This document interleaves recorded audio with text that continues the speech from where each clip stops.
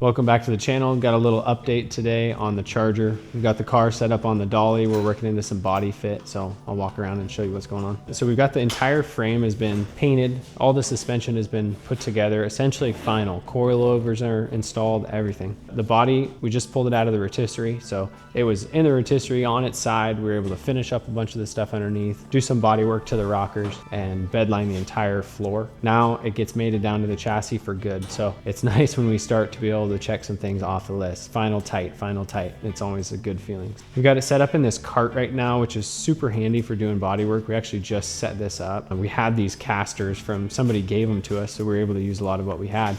But the point of this cart is when we're doing body work and this type of panel fit, these frames are super rigid. But if there's going to be any flex, it's going to happen when the weight is on the tires. This essentially replicates how this chassis will sit when the weight is on the tires and on the ground. But now it's elevated. Now we can spin this thing in a circle. It's easier to work on.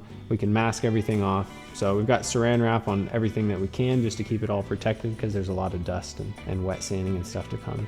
And the reason I like to do it this way, the body is on the frame. There's no reason, like it just makes it easier to reassemble. So we're not taking the body off after paint, putting it back on and then trying to reinstall all these painted panels and question whether or not the body's in the exact same spot, whether or not something's slightly twisted. It's like, we know it's concrete, so that's super helpful. It's also really nice to see, this is the first round of priming on all this stuff. We did some body work on the panels apart just to kind of get them started, but you can really start to see, get all of this stuff one color. And this is all scratch built stuff that I made for this. The spoiler's raised about 1 inch. I popped off the trunk skin and recessed in this little detail. It's just really fun to see it in one color. You can really start to get an idea of what the finished product's gonna look like. And there again, it's just like momentum. You look at it for so long and it always looks the same, and then you change it up and it just helps. It helps everybody. So today, Matt and I were getting doors and fenders fit. We're just going through right now. I want to make sure all the panel levels are as good as possible. That gap is coming around really good. So working through some of those final details. We had all the panels fit throughout the whole build process, but we never like took it to the final degree. So it's great to see all that. The floor has been epoxy primed. The entire thing has been epoxy primed. So we're all sealed up now. You can see all that cool floor work that we did, covered in primer, just looking nice and uniform. Massive wheel tubs in the back. Really good stage to be in. I enjoy the fit. I actually enjoy the body work when we can make it really nice. So this is a fun part. Same setup with the front. We got the wheels set up on these wheel stands. We can move this thing around. We'll be able to move it in and out of the booth really easily. We'll also be able to mask off the whole underside, keep it all masked, move it in and out, block on it, prime it, and so on. Just super efficient. The front end is pretty loosely put together right now. This is about as far as we got today, starting with fitting the trunk. But you can see this is the scratch built core support that we made for it. All the front suspensions final assembled and wrapped. Firewall's looking good, all one color and primed up. This car originally was a unibody, so the structure for the inner fenders was attached to the firewall originally. That came all the way up, was tied into the core support, was tied into the front frame rails, essentially the subframe. Well, it's not even a subframe on this, but all that stuff's been changed. We had to fabricate, locate, figure out hood hinges. There's bars that tie into the firewall, that tie into the core support, and reinvent all of that, being that we're sitting on a full chassis now, which is much more rigid and capable of handling the horsepower. It's got more room for tires and more room for coolers, so it's all kind of achieving that function. And then we're following up with some really cool form of the inner fenders that are going to start getting fit soon. We've also got the carbon fiber grille shell, and then we fabricated all this stuff for it. This surround is sheet metal fit to the carbon, and then this is all laser cut stuff. So Tavis helped us design a lot of that. We go back and forth with him. Derek draws it up. I shape a little sheet metal. Speedcore makes the carbon fiber bumper. There's just so many elements that come into making a one-off piece like this and finishing it well. Trying to plan out how we're going to construct it. That's a constant thing. When you talk about this grille shell, how can we feasibly construct the grille shell, this surround, and this grille, get it all to fit together when this grille shell is not perfectly symmetrical, the body's not perfectly symmetrical. So we do things, templates and flanges and how it comes together that allows us to get a perfect fit without totally breaking our back on the thing. I mean, it's just a little bit broken.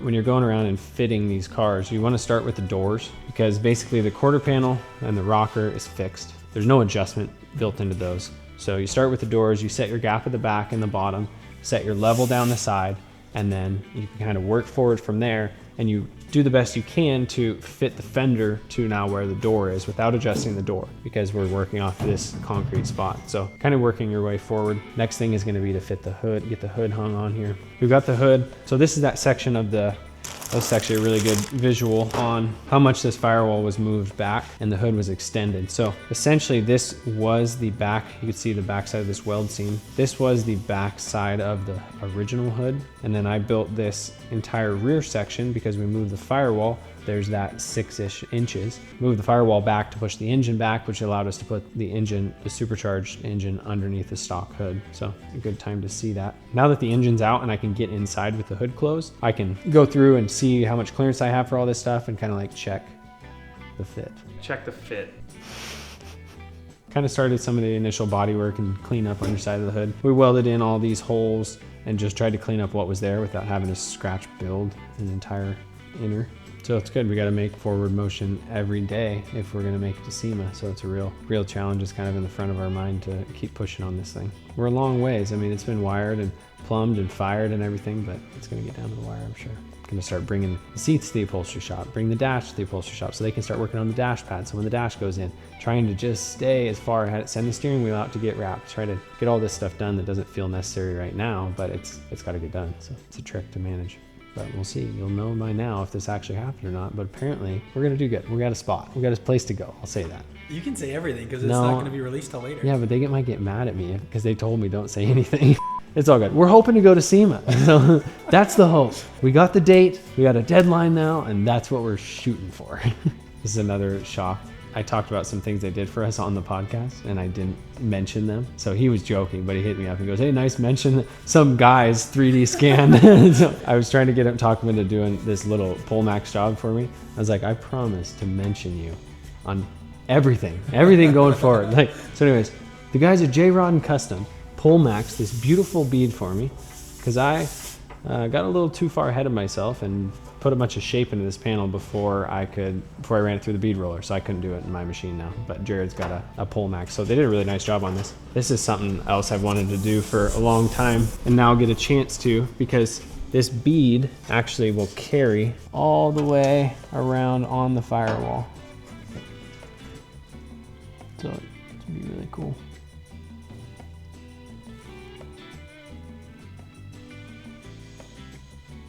I do look forward to like showing them the car though and be like, Jared, you know what really sets this car off?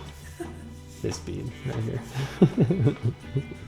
Yeah, and this is the whole dash. So we're gonna paint this pretty soon. And then the whole bottom's gonna be wrapped in leather. The top's gonna be wrapped in leather. There's some billet stuff that Derek machined, some switches and the Holley dash and really cool vents.